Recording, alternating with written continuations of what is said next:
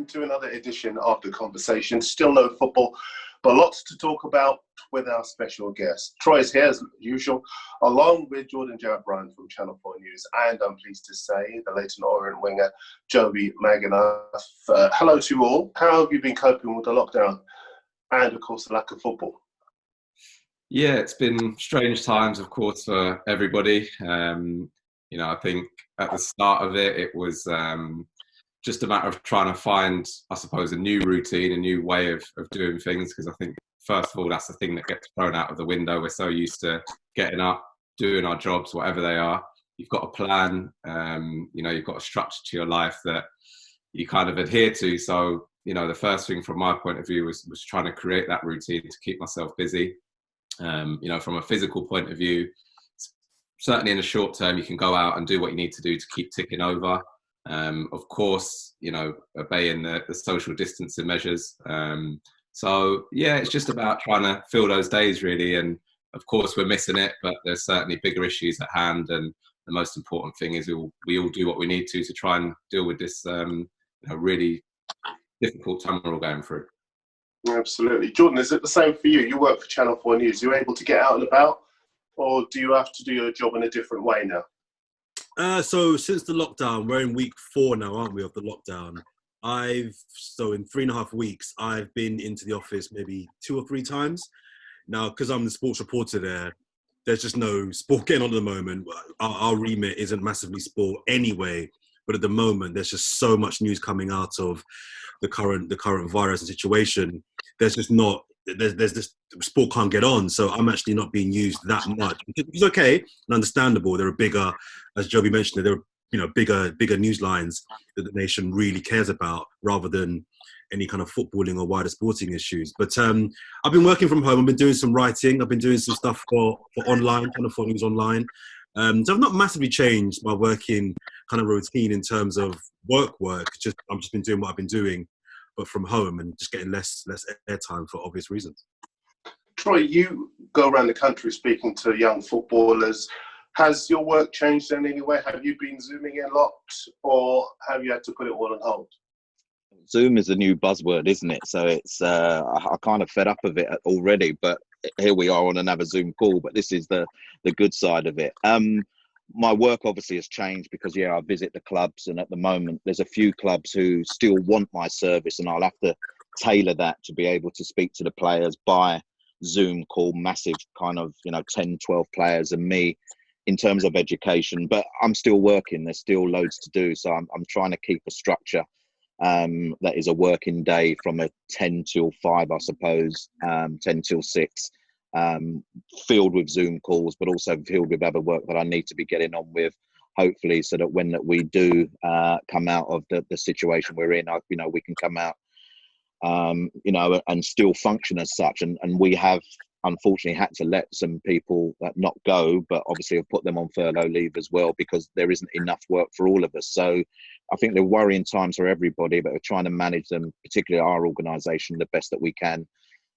With the advice that we keep getting. And there is this plan, isn't there, Jobi, to get football back up and running by June the 6th. That's the date being talked about for the EFL, and June the 30th for the Premier League. First of all, how do you feel about that? I think first and foremost, again, we have to take our lead from what is going on in the wider scale, really. I think I'd certainly be very reluctant to go back and get back involved when the virus is still very much rampant. Obviously, we're hoping that by that point, things have settled down. We keep hearing about the peak and whether we've hit it or not.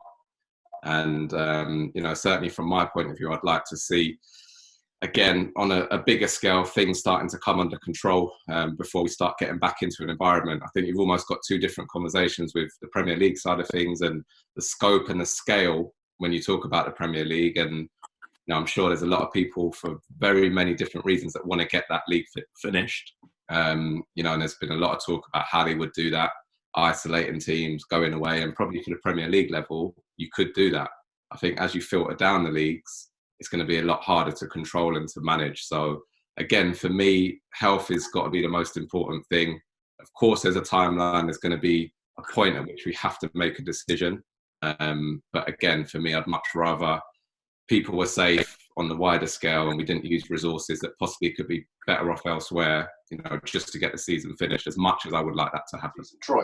Sorry, D. Jobi, are you involved in those conversations? Obviously, you're quite unique because you've got a coaching hat and a playing hat. So are you involved in those kind of conversations at all, or are they just whittled down to you in terms of, the information that, you're required to have? Yeah, prior to us going into furlough, like yourselves, we as a club have taken that decision, to try and help ease that burden financially, particularly in the short term. But yeah, prior to going into that, I was in dialogue with the chairman and the majority owner and Martin Ling, and trying to figure out ways that possibly we would need to look at, to help the club be sustainable through this difficult period, really. Since obviously going into furlough, there are obviously rules and restrictions placed upon us.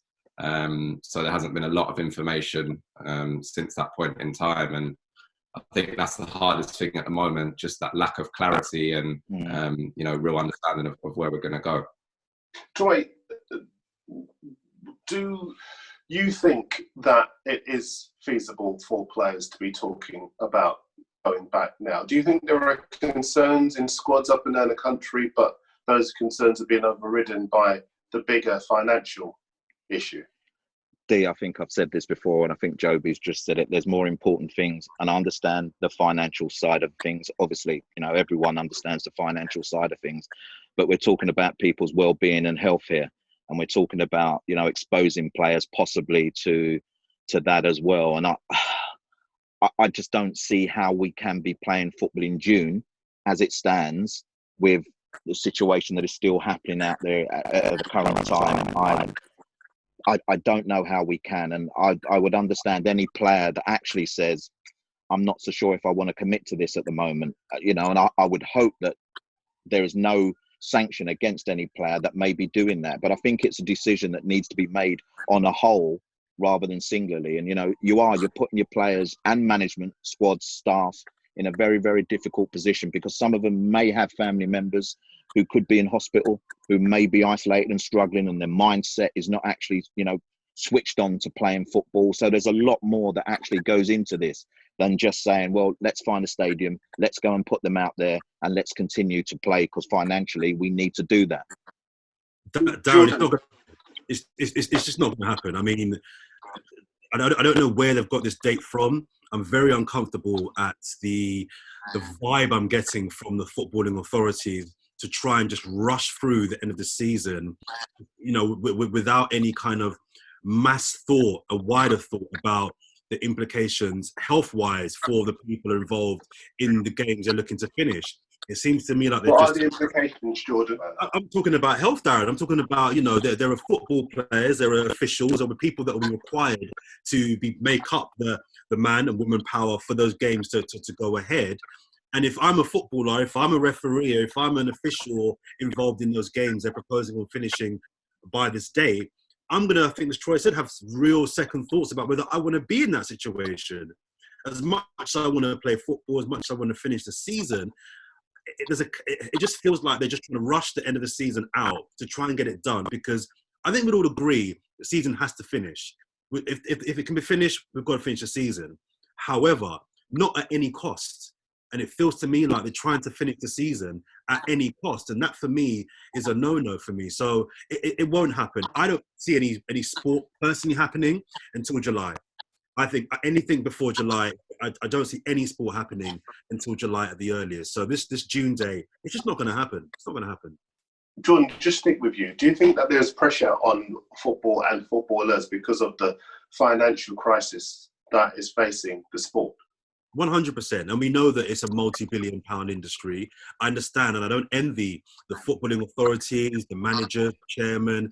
This is going to hit a lot of people, and a lot of clubs and businesses are going to lose a lot of money through this. So I don't say this as it's an easy decision to make. However, health has to come before everything. If they have to lose money, if we have to not play football games, then that's just the sacrifice we're going to have to make. We can't be putting people's lives in danger because we want to make money back or we want to stop losing money. We just can't do that. It's a very hard decision to make. But for me, health has to trump everything else. And I just don't see how people's health can be the optimum option if you're going to make people play games, even behind closed doors, within the next 2 months. Can you give us maybe some sort of insight into what it's like at your level, what players are feeling about this idea that they've got to take pay cuts? Can they afford it? Just talk to us about that. Yeah, it's obviously, again, it's almost like two different conversations. You know, you have the Premier League level that gets a lot of exposure, a lot of coverage, obviously politicians coming out and saying what they're saying.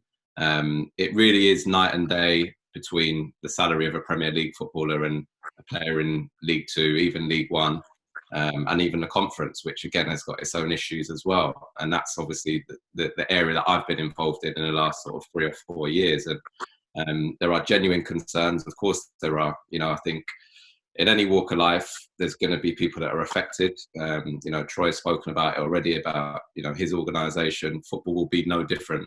I think what we need to try and do is try and come to the best solution for the majority. I also think each club is different, and I kind of get uncomfortable with the whole blanket, it's got to be 30% or it's got to be 25%. Every player's earning a different salary. Every player has different outgoings. You know, there are people from different backgrounds. There are people that are looking after whole families, you know, and for us to turn around and tell them they should do this or they should do that, I personally don't believe is right.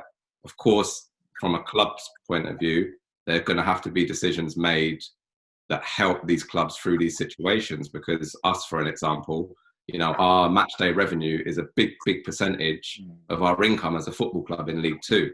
So for us to have lost that for potentially the next 4 games, it's a significant amount of money that we now have to try and make up. So us as players, we understand that. And there's certainly going to be some sacrifice, I would imagine, from our point of view. It's just trying to get that at a level that is comfortable for everybody, that hopefully leads to less people having to lose their jobs. Hopefully none. That would be the ideal situation. And it's about coming together for me as a team. Of course, football as a wider community can do more, but I think that's probably looking a bit higher where the money is, you know, incomprehensible at times, and the type of wages that people talk about and the revenue that the Premier League generates. Yeah, certainly I feel they should be helping a bit more in terms of what they're doing. I'm really pleased that the players have come together at that level to, you know, come with an initiative that's going to put money directly where it's needed at this moment, and obviously into the NHS. Can I just say, sorry, Darren, quickly, that if football tries to take on the players, football will lose. If football forces players to play games in a deadline that is in a time span where players feel that they're still not safe, somebody will speak up and refuse to play. I'm telling you for a fact, somebody will refuse to play, and clubs will be the losers for this. They don't want it, they don't want that fight. Trust me. Yeah, I'm a high. Oh, sorry, go on, Troy. Sorry, without talking for Jobi at all, because I appreciate this could be a very difficult situation. I actually think this could possibly go down a legal route. You know, if players are being forced to play, if players are being told, well, the season must finish at this stage, I think they may possibly turn to a legal decision as to whether they have to be forced to play. Obviously, there's contracts, and there's about honouring contracts and stuff like this. For me, contracts at the moment, yes, all right, I know they're there for a reason, but no contract was signed with this in mind. No contract was signed with a pandemic, you know, with something that is now affecting everybody globally. And I think there has to be a human aspect that is put into any decision here. And I think the least people that they care about, if you want me to be totally honest, is the players, is the staff, is those that actually are going to actually be going out there and doing the entertaining. And I think that's where a decision has to be made. Because I agree with Jordan as such, that I think that they'll be taken on the players, and I'm not quite sure. As the players have proved with what Jobi said, with players together, I think there'll be a big issue in taking on the players and almost forcing them into making a decision to play or not to play. Jobi, just very quickly, are there players that you're aware of who are worried about going back to play in June? I'm one of them. I mean, both my parents are over 70, so they're in the most at-risk group in terms of age-wise. My mother-in-law, who spends a lot of time with us, you know, I've got 2 kids. She's had respiratory issues in the past, so she's very much in the high risk category. And I would certainly be very, very reluctant to go and put myself back in an environment that I could then potentially pass something on to my parents or my mother-in-law. And that will be a factor in my decision when I go back. And I know that's no different to many, many other footballers out there. So it will be a key factor in when we do start back. And, I think, as Jordan said, footballers will have a voice, and rightfully so. And are you not assured by some of the contingency measures that they say will be in place if you were to go back? To be honest with you, Darren, I've not actually heard too many of those contingency measures from a start. But again, it's just hard to sort of comprehend how it would actually work in practice. I can take the precautions I need to at home, and I've tried to do that as much as I can in the last sort of 3 or 4 weeks by limiting the time I'm in a shopping centre or Tesco's or Sainsbury's or other supermarkets, or my activities. I'm out for an hour and I'm back doing what I need to do and trying to keep away from people. That's the big problem with this virus. Nobody really knows exactly how people are contracting it, and I think there's still too many questions. There's a lot more questions than we've got answers at the moment, and that's the bottom line for me. And while that remains the case, it's not safe to go back. Paul Pogba has come up yet again. The guy's not even playing football, and yet everybody seems to be talking about him again. Danny Mills has been talking about him this week. He says that Pogba's only got himself to blame for some of the negative headlines. Just want to quote him, to be fair. He says, if you put yourself out there with dyeing your hair, with sponsorship deals and this, that and the other, you're putting yourself out there to be criticised the way he goes on. When you've had a bad game, you're an easy target. That's what happens. Absolutely bored. It's not just Danny Mills. Obviously, everyone knows that Graham Souness obviously has a massive issue with Pogba. The childish response of put your medals or trophies on the table. For me, that's born from an age that I thought that we'd left behind a long, long time ago. And ultimately you're saying that to a World Cup winner.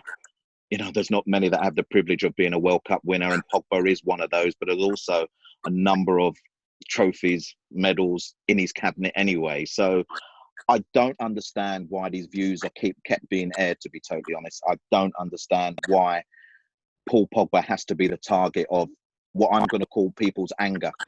There was a defence for Graham Souness comment the other day by Jamie Carragher, who all of a sudden rounded on Pogba because he felt he was being disrespectful.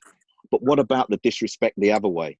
So I don't really want to give it too much airtime. I'm sure the other guys will have an opinion, but ultimately the fact that they are still being given airtime to discuss Paul Pogba, who may have shades of a different colour hair, who may have his socks rolled round his ankles, but I haven't seen him, let's say, wrap his car around a lamppost.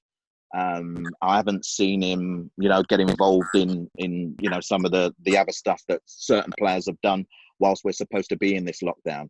But yet he will dominate because he's Paul Pogba and he plays for Man United. Listen, I'll jump in there.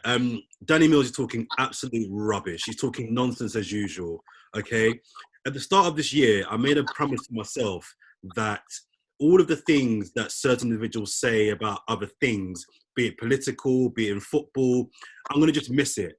People do a lot of talking now, and I don't think we need to really absorb everything that people say. The idea that Danny Mills must think that Paul Pogba gives a damn about what he thinks about him, for me, is laughable, first of all.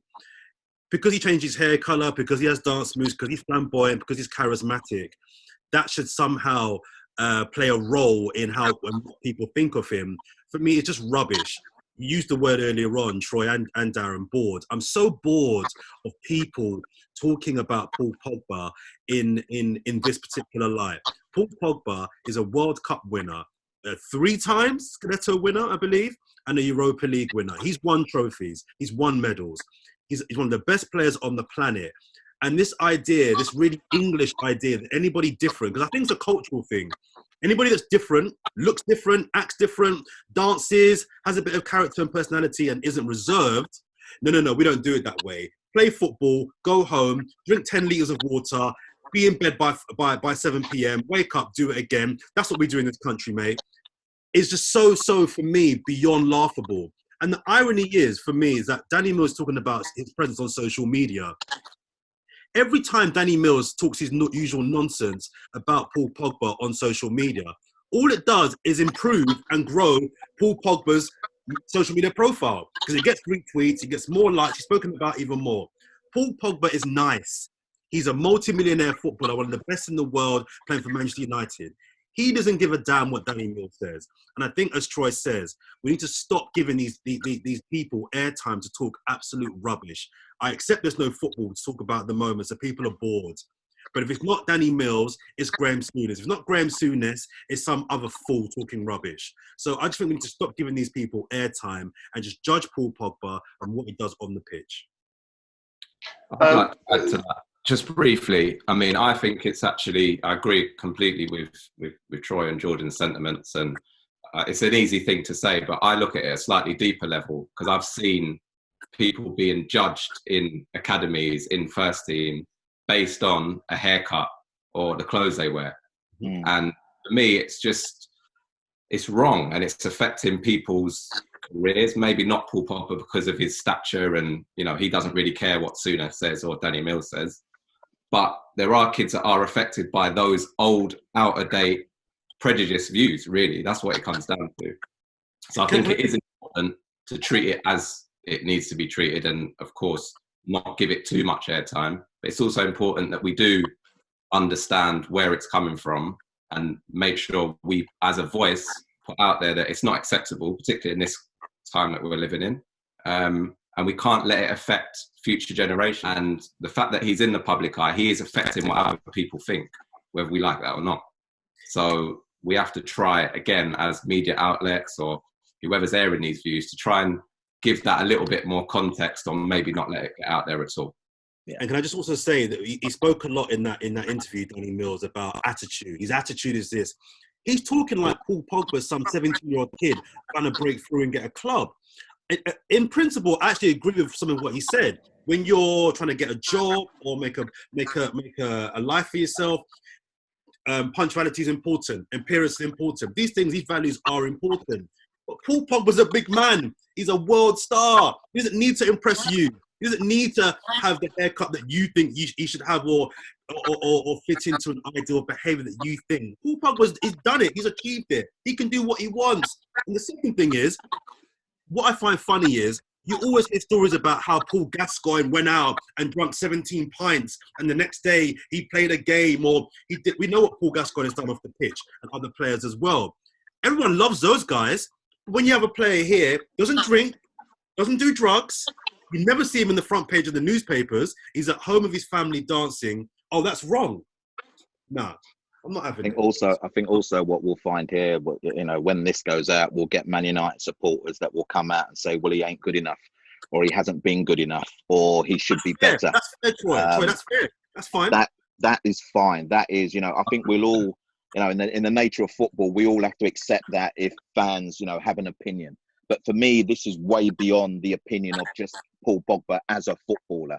This is delving into his life. This is criticising him as an individual. This is lambasting some of the stuff that he does, which actually, is a young person showing how free he can be. And remember, football's not like it was back in the 1980s, 1970s, 1960s.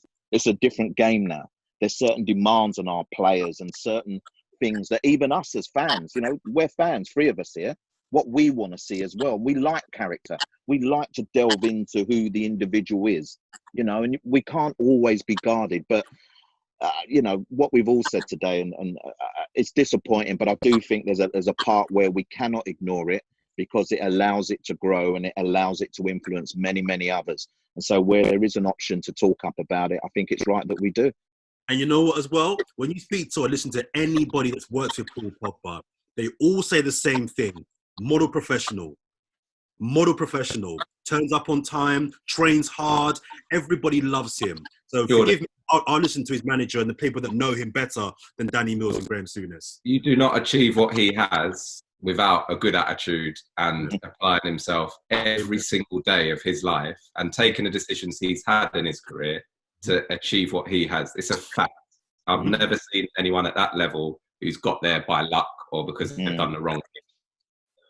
Now, one thing we do every week here on the conversation is we ask you, Troy and Jordan, for at least one story that you've seen in the news that has caught your eye. Troy, what have you got for us this week? I looked quite hard for this, and in the end, it struck me that this is a particular situation, and it's not in England at the moment. It's in Scotland. What's happening up in Scotland? So, the vote around what happens with the Championship, the League One and League Two, and the mystery behind who voted for what, and who voted for who, and then maybe there's a little bit of corruption going on up there, and Dundee have now switched their vote, and I don't know what's going up there, but it's obviously making a mockery of the final decision, which is to end the Championship, Leagues 1 and Leagues 2, and the promotion and relegation that has come from that. But then I wondered, as we spoke a little bit earlier, how would that impact the English game? So would the teams get the vote in the same way? Let's say that football had to stop, this season had to stop, and we don't get it on in June. Would the teams get to vote? How would that vote manifest itself? Who would accept? Because at the moment, people are saying, "Oh, Leeds have got to go up. Leeds have got to get promoted, and West Brom have got to go up with them." And I don't know what happens down the league. So for me, that was quite fascinating because, one, it kind of almost says to me that Dundee have been influenced by somebody. Yeah. Whether that's Celtic, I think it must be Celtic because Rangers are up in arms. So Dundee have been influenced by somebody. A big club like Partick Thistle have been relegated because of it, and they had a game in hand. And if they win the game in hand or won the game in hand, they would be out of the relegation zone. I think that's the way I understand it. Now, just to be clear, we're not saying at this stage that anything untoward has taken place. Thanks for that, Darren. It's important for us to make that I think the clear. perception, and I'll use that word perception, I should have used it before, is maybe that something, what has happened? And I think all the while that people are kept in the dark is all the while that, the minds start to sway about what could have happened. But yeah, I think it's unprecedented. I'm sure around the leagues in the world, it may have to get to that decision as well. And then my thought process just went to, well, what would happen in the Premier League and the English football leagues with a kind of decision like that? But we have to be clear, everything has been undertaken as we understand it in good faith. Got no evidence to suggest otherwise. Jordan? I found a story on the Daily Mail Sports Online, an article around this Newcastle takeover. I'm really interested in this Newcastle situation because it seems like finally, for the 17th time, that this might happen. Mike Ashley might be actually selling up now. I actually, just first of all, I'm not really comfortable with the kind of rhetoric that's kind of come from a lot of the Newcastle lovies and a lot of the media, that Mike Ashley is a big bad wolf for wanting the money that he wanted for the club. My view is, if it's my club, I value it at what I value it at. And if you can't meet that valuation, then move. Do you know what I mean? You might think it's too high, but anyway. But we've gone from that to now apparently they're saying it's 300 million. And I don't know about you guys, but that feels really cheap for a Premier League club. Was that just me? 300 million doesn't seem like a lot of money for a Premier League club. Well, when you consider that they're talking about Harry Kane for 200 million, then yeah, it's cheap. I just thought, hang on a minute, 300 million. Is there a typo there or something? But yeah, I mean, if this deal does go through, they're talking about the Saudis coming in and it being fronted, I believe, by Understand, that's the one, yeah. So, yeah, and the other thing that interests me as well about this story is that I think when the Sheikhs took over Manchester City, there was a lot of snobbery. I was one of them as well, from a lot of people that were looking into, obviously, the backgrounds of the Sheikhs and the human rights abuses and where they get the money from and blah, blah, blah. And we all kind of thought, yeah, that's morally wrong having someone back. But when someone comes to your club now and starts putting money into your team and saying, yeah, we're going to buy Messi, Neymar, Ronaldo next week, all of a sudden morals are gone. Do you know what I mean? So a lot of those Newcastle fans, who I'm sure were, turning the nose up at Man City fans, they're now begging for those people to take over. But yeah, life in it. I've heard Jobi McAnuff's name in there as well, like on the coaching staff and stuff like that. So, no wonder he's keeping quiet. Yeah. I've got a pay to play these days, Troy. I'm that old, mate. Jobi, just in general terms, though, what do you make of the whole idea around morals in football. I think we've seen over many years that there is no point really in having that kind of debate, because so many clubs are mired in self-interest, and tomorrow it could be your club in general terms. So there's no real point in having or getting angry about that sort of thing, is there? No, I think, listen, again, football is a very unique industry, business. I think when you add the passion that fans have for their football clubs, which again is something that runs so deep in somebody, you know, when you're in the game like we are and around it, and you can see that passion, it can affect your thinking at times, you know. And I think what one person thinks of another club, you know, as Jordan said, when it's then your club and you're thinking, oh, hang on a minute, we could, instead of finishing in 15th, we get these owners in that are going to push us up to, you know, top half, 6th, or even into Champions League places, then a lot of those fans then start having a different opinion, you know. So again, I think it's very difficult to have a fixed moral standpoint. Of course, you know, you would like everyone to be aligned and things to be done the right way the majority of times. And I think as a whole, football does try to do that, particularly in this country. And I think we are quite fortunate here that with the laws and the governance that surrounds the game, in general, things are done the right way more times than not. When you look at stuff that happens around the world, and a lot of the stuff now with FIFA going on with some of the voting and stuff for World Cups and things like that, I think we're quite fortunate in that respect, that we tread a fairly straight path most of the time. Tyrone Mings has been talking this week in the Daily Mirror, in the Sun as well, and he says footballers are going to emerge united from the coronavirus lockdown with a new perspective on their role in society. Just to quote him, he says, I think we'll come back to an industry that's a lot tighter knit. When you go through periods like this, people can come out of it with a lot of credit if they act in the right way. First of all, is he right? Do you agree? I wouldn't necessarily say I agree. Again, it's hard to say everyone's going to be feeling exactly the same thing. Everyone's going to be affected at completely different levels and in completely different ways.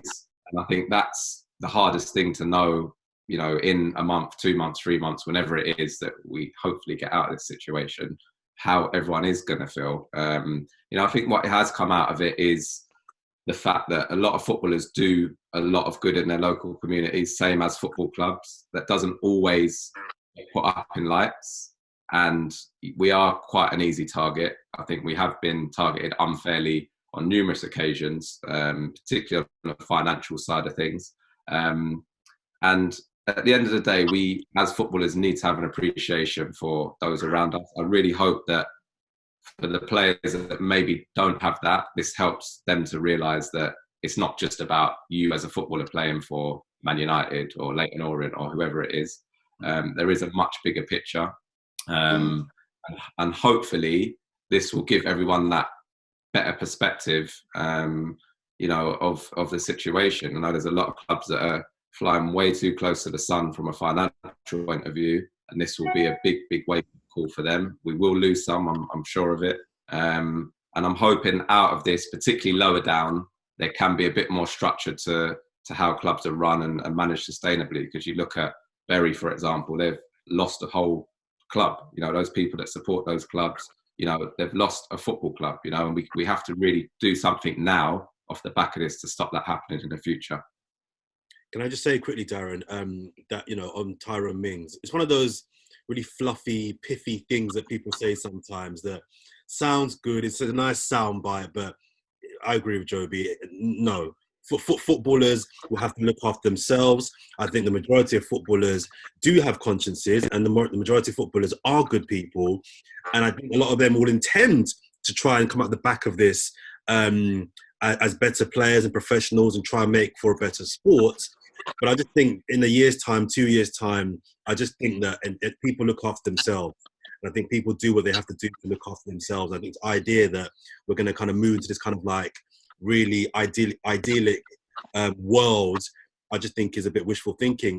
Again, what Jobi said, I think. But Jordan, just sticking with you, Jordan, before this, Bellerin given to Grenfell and really aware of what people there were going through. You had Zaha giving 10% of his wages to charity. You had common goals set up by Juan Mata, and lots of players and managers were contributing to that.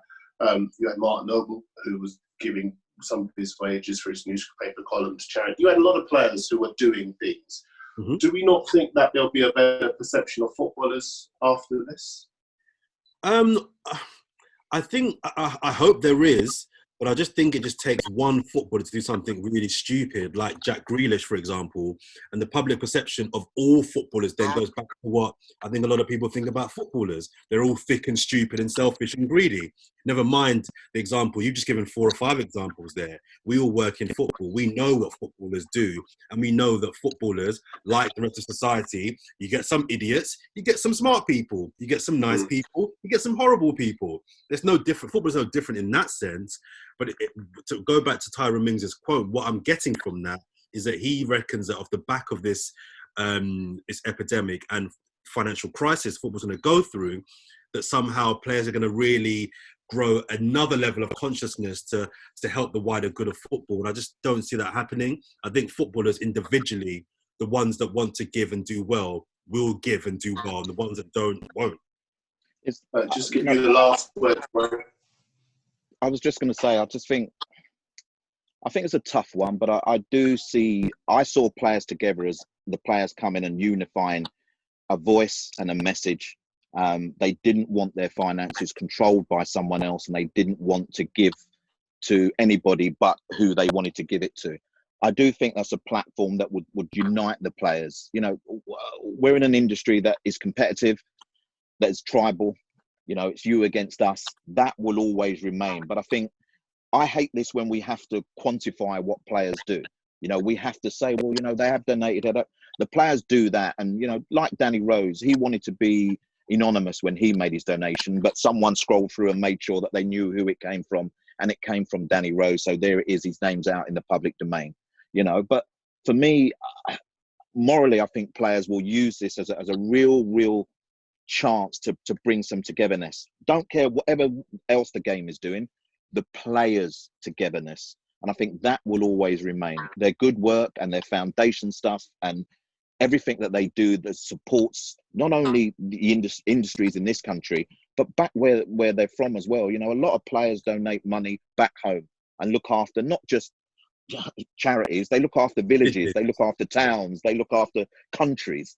And I think that is lost a lot of the time as well. Where I do agree with Jordan, it will be the one player who does something idiotic, and then all of them will once again get judged. I'm not quite sure that is a Jack Grealish type, because I think football loves the Jack Grealish because he's had a good season. He's made a mistake. Don't worry about that, Jack. When football comes back, you go and play again. It's more your Paul Pogba types. It's those players who the industry, for some reason, loves to target, loves to belittle, loves to put down, and then loves to generalise. But I do think we could be in a really good space with the game after coming out of this. And I'm talking about the game from a player perspective, not from the whole industry. Because if we keep talking about 200 mil transfers, then people are going to look on football in exactly the same way that they did before this pandemic. Sorry, Darren, just super quickly off the back of that, I think that one thing the players hopefully have realised is put the money to one side. Hopefully this will remind the players they have the power. They have the power. And I think if we're seeing anything from this is that when they come together, they can really, as one voice, get the change within football they want. It's a subject for a different day. But if we look at racism, I want to see the players have come together as a body and speak as one body when things pop up. So I think if there's one thing that comes out of this that I think the players can take from this is to remind them that you guys have the power. You, not the clubs, not the governing bodies. You guys, as one, run this thing. So come together, and what you say 9 times out of 10 will go. Darren, can I just ask? Yeah, I was just going to say, Jobi, do players believe that? Do they have the power? Or can have the power? Yeah, I think we certainly feel if we work together, and that's my big thing, any of the clubs that I've been at, if we are united as a collective, first and foremost as the team, because you have differences within teams. You have, stressed relationships and, taking that to the next level where if you can then bring that into a league-wide, coalition. The one thing I will say, which is something I've always had and is going to be remaining in football forever, is as much as it is a team game and you need to be a team player, it's always about getting that next contract. It's about trying to play on Saturday. So I've got to be better than you on Monday, Tuesday, Wednesday, Thursday, Friday to get in that team on the Saturday. And it's the same as if I want to get a move, there might be 4 clubs that are interested in a striker. I want to be the best striker, so I get that move. Likewise, if I want to get a new contract. So there's a different dynamic to it. And again, higher up, you probably don't have the distractions of, right, I've only got a year's contract, or I'm only earning, and I say only in terms of football and some of the other figures that get banded about, you know, £1,000 a week versus 100 grand a week. You know, 3, 4, 5 year contracts are completely different to people scratching around. And again, that is going to impact people at the lower end now. They're going to have a lot of players out of contract. I'm one of them, who now, you know, clubs are not accounting for, you know, what has happened. So again, those players are now, they've got different concerns. Of course, we want to help. We will do everything we can, but people need to put food on the table. They need to know they've got an income coming. And for a lot of footballers, that is all they know. So again, there's different levels to it all. And of course, the unity is important. And hopefully that is something that can come out of this. Jobi, can I keep saying last word, but I do just want to pick up on something you said. You're out of contract at the end of the season. There is this big issue, isn't there, about the chaos that would ensue if we went beyond June the 30th, because players could stand themselves down for matches, players could walk away and join other clubs. Do you think that they would indeed exercise their right either not to play or simply to walk away? Yeah, again, look, I think there can't be a blanket decision over this, Darren. I think it is very much down to the individual. So, you know, again, I'll go for my team. There's players that have been linked with moves that are going to be out of contract in the summer. And what type of move, this is prior to all this happening, would be dependent on them going on a free. So no one had to pay a transfer fee. So that will obviously help them in terms of where they move on. Now, do they want to come in and take that risk post-contract or initial contract time and potentially jeopardize that move by getting injured, or, you know, versus probably myself, who would be happy to stay on for another year. So if they want to extend my contract for 2 or 3 months and that means I can carry on playing, then yeah, all well and good, you know. But what you are going to have is a lot of clubs that haven't budgeted for those players that are out of contract on the 30th of June to be potentially rolling through to July. I know that's the date where people are talking about, but possibly later on than that. And there will be a lot of players that unfortunately are going to find themselves out the game with not a lot of places to go because of the financial implications. So again, there's a lot of uncertain times ahead. And again, this is where it comes back down to all these clubs that are talking about, we want players to do this, we want players to fund, you know, other people's, like our staff. And listen, when the buck drops and they're out of contract and that club can't or doesn't want to pay money to keep those players on, players are gone. There's no second thought. There's no, oh, well, he needs to put food on the table for his family, or he hasn't got an option now for next year. It will be what is best for this football club. And the players, unfortunately, in my experience, are not always a priority in that. Sorry, go on. Just there's an article, Jamie Carragher, talking about how, I know you want to wrap up, how he says that if he was still playing today and his contract ran out, he would carry on playing. So if it went beyond, the season went beyond the 30th of June, is it, I believe?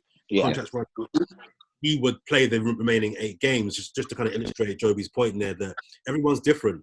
Everyone's different. Some would think, no, I've got to look after myself and my family and try and find a club. I'm out of contract. Others would be like, well, no, this is an unprecedented time. I'll carry on playing the remaining 8 games of the season. So, yeah. Well, guys, both of you have been excellent. I would love to extend your contracts. There's always a home for you here. Nice. You're lying, Darren. You're lying. I might need to take you up on that soon, Darren. So careful what you say, mate. You notice how he said you two, though, yeah? Never even looked to me, to the left to me, yeah? No, that means I've been bumped. Guys, bit, thank you very Darren. much indeed for joining us here on the conversation. We look forward to seeing you again soon. Pleasure.